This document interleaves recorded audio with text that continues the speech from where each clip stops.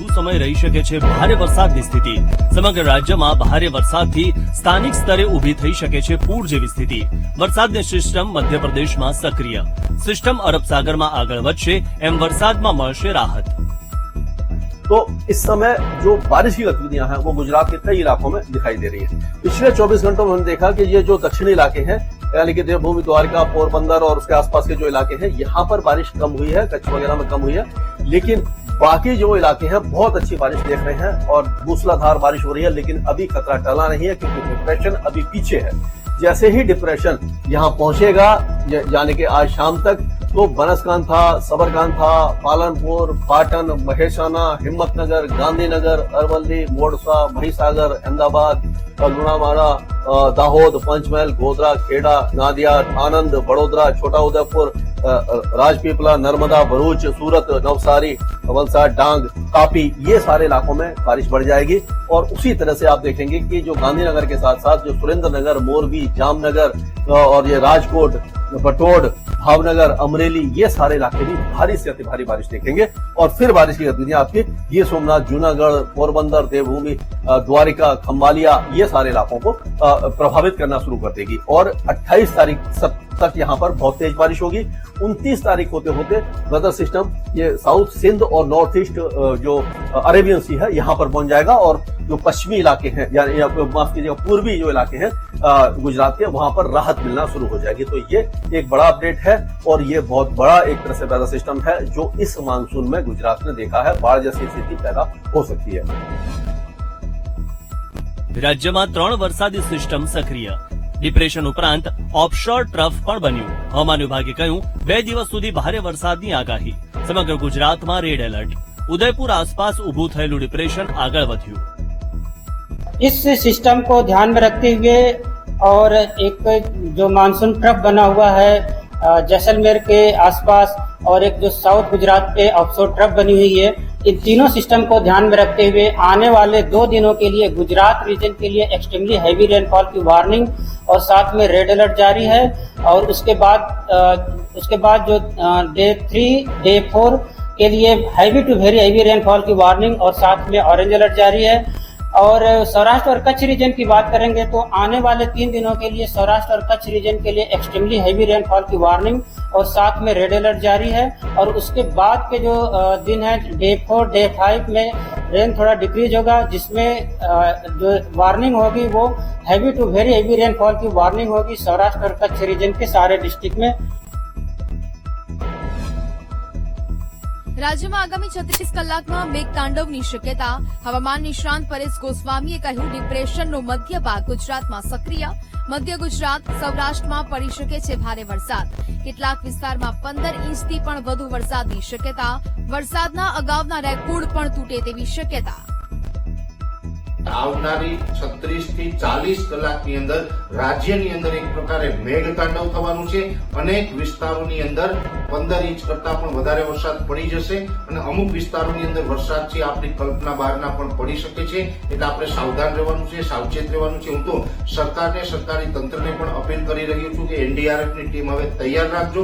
આવનારા 36 કલાક બહુ ખૂબ ડેન્જર છે, જેની તો અમદાવાદ, આણંદ, નડિયાદ, સુરેન્દ્રનગર, મોરબી, ભાવનગર, બોટાદ, રાજકોટ, જૂનાગઢ, ગીર સોમનાથ, પોરબંદર, દ્વારકા, જામનગર અને કચ્છના દરિયાઈ કાંઠાના ભાગો।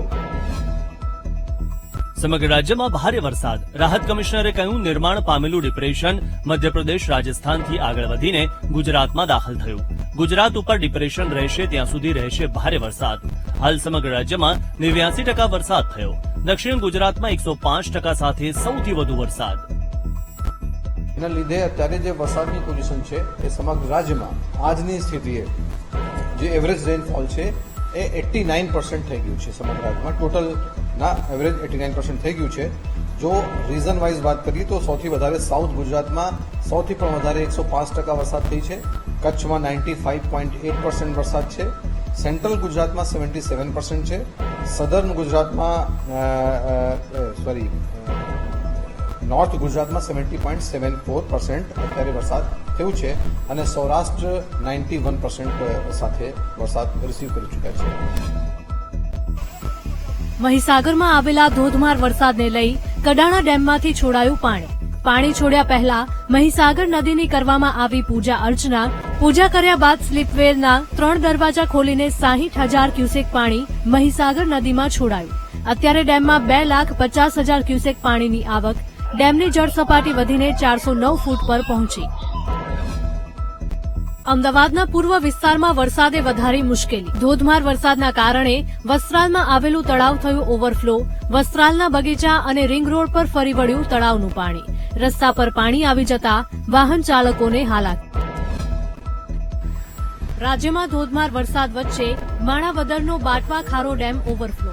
ઉપરવાસમાં પડેલા વરસાદનું પણ પાણી આવતા ડેમ થયો ઓવરફ્લો. ડેમમાં પાણીની આવકમાં વધારો થતા નીચાણવાળા ગામને કરાયા એલર્ટ. માણાવદરના ભલગામ, કોડવાવા, એરલેરા અને સમેગા ગામના લોકોને એલર્ટ કરીને નદીના પટમાં ન જવા અપાઈ સૂચના. સરદાર સરોવર ડેમની જળ સપાટીમાં વધારો. ઉપરવાસમાંથી 3,57,711 ક્યુસેક પાણીની આવક થતા નર્મદા ડેમની જળ સપાટી વધીને 135.13 મીટરે પહોંચી. ડેમના જળસ્તરમાં વધારો થતા ડેમના 23 દરવાજા ખોલીને 4,18,250 ક્યુસેક પાણી નર્મદા નદીમાં છોડાયું. નદીના પટમાં આવતા ગામોને કરાયા એલર્ટ. પોરબંદરમાં આવેલા વરસાદે બગાડી લોકમેળાની મજા. ધોધમાર વરસાદને લઈને પોરબંદરનો લોકમેળો કરાયો બંધ. ભારે પવન અને વરસાદની આગાહીને લઈ જિલ્લા વહીવટીતંત્રએ મેળો કર્યો બંધ. શોર્ટ સર્કિટ અને સુરક્ષાને ધ્યાને રાખી મેળો બંધ કરવાનો લેવાયો નિર્ણય. કચ્છમાં જળબંબાકાર જેવી સ્થિતિ. નખત્રાણા પાસે લખપત હાઈવે ઉપર નદી વહી રહી હોય તેવા દ્રશ્યો આવ્યા સામે. લખપત હાઈવે ઉપર અવરજવર કરવી બની મુસીબત. નખત્રાણામાં 12 કલાકમાં પડ્યો 7 ઇંચ વરસાદ.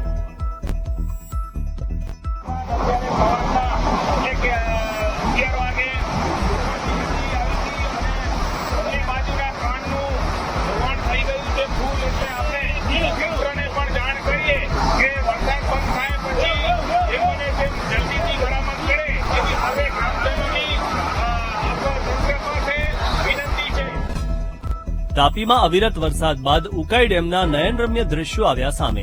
ડેમમાંથી પાણી છોડાયાનો સુંદર નજારો આવ્યો સામે. કેબિનેટ મંત્રી કુંવરજી બાવળિયાએ ટ્વિટર ઉપર વિડીયો શેર કર્યો.